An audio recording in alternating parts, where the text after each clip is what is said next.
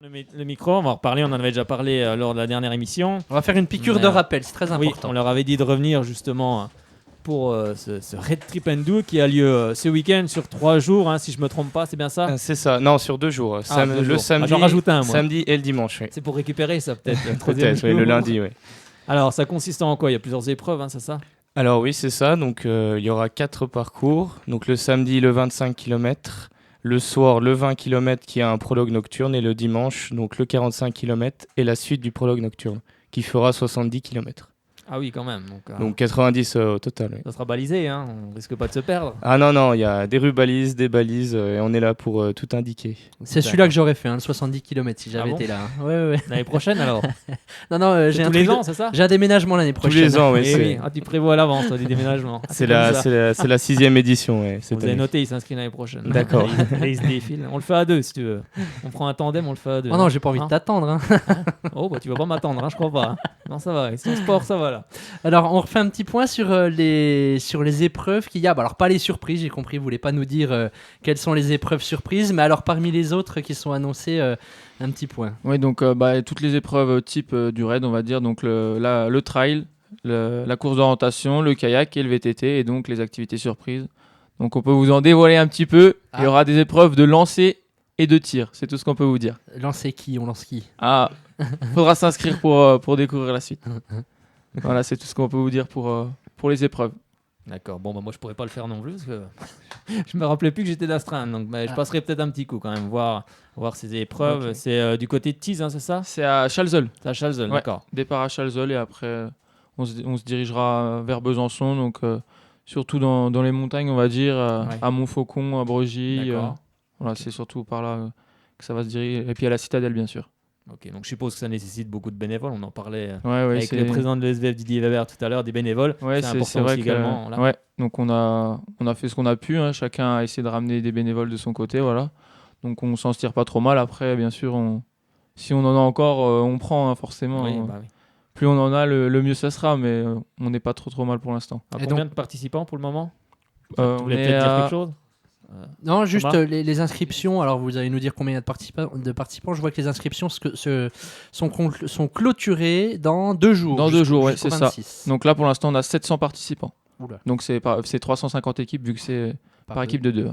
Okay. Donc on espère encore en avoir un petit peu. On a regardé la météo, ça n'a pas l'air trop mal pour ce week-end. Donc, dimanche, il fait très beau apparemment. Donc, en fait, ça fait le yo-yo cette semaine. Ouais. On passe de 20 degrés à 0, puis on remonte dimanche. Ouais, tant qu'il fait beau ce week-end, c'est ça le principal pour nous. Puis quand on fait du sport, généralement, on n'a pas froid. Donc, ou alors c'est qu'on marche. Oui, mais après, c'est toujours plus sympa de le faire aussi sous un beau soleil. Ah, on est d'accord. Ça, on est entièrement d'accord que c'est plus sympa. Et j'avais une question, mais je l'ai zappée. Je l'ai perdu la question. Juste nous, on a eu la petite surprise de voir que la championne olympique de VTT de 2012, c'est-à-dire Julie Bresset, qui était inscrite pour le 45 km. Donc si certains sont intéressés de courir à côté d'une championne olympique, il ne faut pas hésiter à venir s'inscrire. Ou devant. Ou devant, ouais. Pas longtemps devant. Non, pas longtemps. Les 10 premiers mètres peut-être. Sauf qu'il a perdu beaucoup dans sa pratique sportive, mais ça m'étonnerait. Et on a aussi comme parrain cette année Vincent Fayard qui est champion du monde de raid et qui a déjà gagné le Raid Trip and Do. Donc il est parrain et il le fait. Il fait le raid cette année. Bien. C'est bien aussi de se mesurer, même si forcément on se mesure pas très longtemps, mais c'est toujours sympa comme moi je fais le Trail Poupée tous les ans. On voit le vainqueur au début, mais on le voit plus après. Mais c'est toujours assez sympathique. En plus, c'est pour une association, une belle association. Oui. Donc pour on peut en dire un mot aussi. Oui. Donc c'est l'association Entraide. Donc une lame pour courir, c'est pour prêter les personnes. C'est du bénévolat. Ils prêtent des lames pour des enfants handicapés. Donc pour faire du sport et pour être comme tous les enfants ordinaires. Et tous nos bénéfices seront renversés à l'association. Voilà, donc ça clôture dans 2 jours. Donc, si vous ne savez pas quoi faire ce week-end, vous voulez faire du sport et en plus vous allez aider une belle association, donc rendez-vous. Où c'est qu'on peut justement s'inscrire? Donc sur tripando.com, c'est notre site internet. D'accord. Voilà. Bon, voilà. Inscrivez-vous, tripando.com. Allez faire du sport et en plus, vous offrirez de belles choses pour une très belle association. En tout cas, on vous remercie beaucoup. Merci à vous. On espère que vous avez passé un beau week-end, un week-end sportif, forcément. parce qu'il va falloir tout organiser. Hein. Je pense que c'est. Toute la semaine. Là. Oui, je pense que c'est compliqué. C'est- Au niveau de l'organisation, ça doit pas être simple non plus Tous à les gérer. jours, oui, c'est ça. Tous les jours, on a quelque chose à faire. D'accord. Jusqu'à samedi et dimanche. Ouais. On sera là pour aider les coureurs à aller jusqu'à l'arrivée. Voilà, non seulement avant, mais aussi après. Tout parce à qu'il fait, y a oui. aussi un après dans ces manifestations-là. Oui. Exactement. Eh ben, on est très heureux de vous avoir reçu en tout cas pour en parler une nouvelle fois. Merci à vous, c'est gentil de nous avoir accueillis. Bon, c'est normal, hein, il faut parler de toutes les initiatives comme celle-ci. Donc, rendez-vous tous au Red Trip and Do. Allez soutenir le SBF qui jouera un match très important contre Nantes. Je crois que c'est dans 15 jours, c'est ça si je ne me trompe pas. C'est le week-end du 6 mai, hein, c'est ça.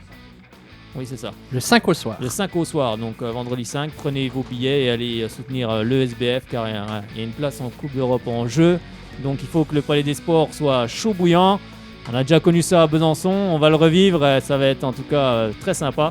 Et puis avant, allez, voilà, justement pour vous dépenser un petit coup au Red Trip and Do. Et puis ça va être sympathique, n'est-ce pas Thomas? Et oui, on se dit à dans 2 semaines. Ah oui, dans 2 semaines, parce que le 1er mai, il n'y aura pas d'émission. C'est un jour férié.